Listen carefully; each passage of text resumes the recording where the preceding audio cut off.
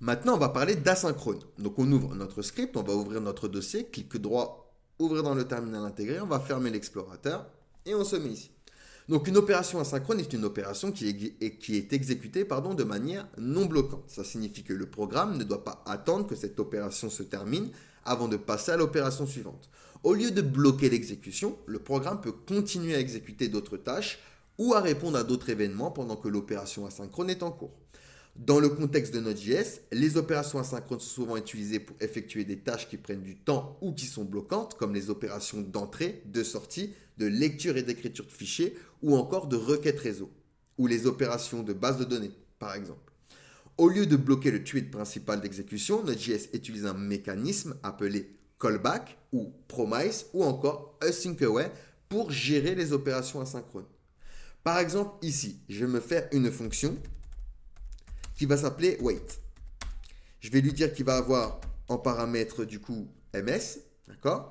Et je vais lui dire ici qu'il va me return new, donc le constructeur new promise. Donc promise c'est quoi? C'est une promesse qui va me retourner une fonction en cas d'échec ou une fonction en cas de succès, ou alors les deux. Ici, je vais faire un resolve, donc tu vas m'envoyer une fonction en cas de succès. Je vais utiliser la fonction setTimeout, donc qui va exécuter du code à partir d'un temps donné. Et je vais lui dire, tu vas prendre resolve et mon paramètre ms. Ensuite, ici, je vais déclarer une fonction que je vais appeler perform task, d'accord? Hop. Et je vais ouvrir mes accolades comme ça.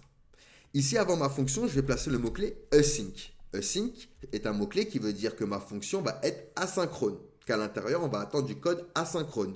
D'accord? Du code qui va être exécuté de manière différée dans le temps. Là, je vais faire un log, début de tâche. Ensuite, ici, je vais lui dire que tu vas faire un await. Await va attendre que la promesse se résout avant d'exécuter la suite de ma fonction. Donc ici, on va faire wait, on va exécuter notre fonction wait et on va mettre 2000 millisecondes, donc 2 secondes. Et ici, je vais loguer fin de tâche. Fin de tâche. Ici, je vais exécuter ma fonction perform task. Alors, hop, j'avais fait une petite faute. Tac, je l'exécute. Et ensuite, je vais loguer le programme continue. Donc là, je vais exécuter mon programme, node app.js. Et regardez, j'ai début de tâche, le programme continue, et après, j'ai fin de tâche. Il a exécuté mon console log fin de tâche. Après, le programme continue. Dans cet exemple, notre fonction wait renvoie une promesse qui se résout après un délai spécifié en millisecondes. Ensuite, on a une fonction performTask qui est déclarée avec le mot-clé async. Ça indique que cette fonction contient des opérations asynchrones. Dans la fonction, on affiche début de tâche, on attend 2 secondes, on utilise await pour la fonction wait. Donc l'utilisation de await permet l'exécution de la fonction de se mettre en pause jusqu'à ce que la promesse retournée par wait soit résolue. D'accord? Donc quand on dit qu'elle soit résolue, elle doit nous renvoyer soit un resolve, soit un reject, soit un succès, soit un échec. Et après l'attente de 2 secondes, on affiche fin de tâche. Lorsqu'on appelle notre fonction, ça démarre l'exécution de notre fonction asynchrone, mais le programme continue à s'exécuter, puisqu'on affiche le programme continue.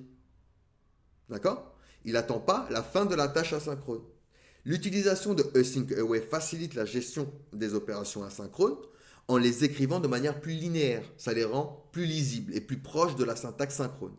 Mais il est important de noter que les fonctions utilisées par await doivent avoir automatiquement le async avant.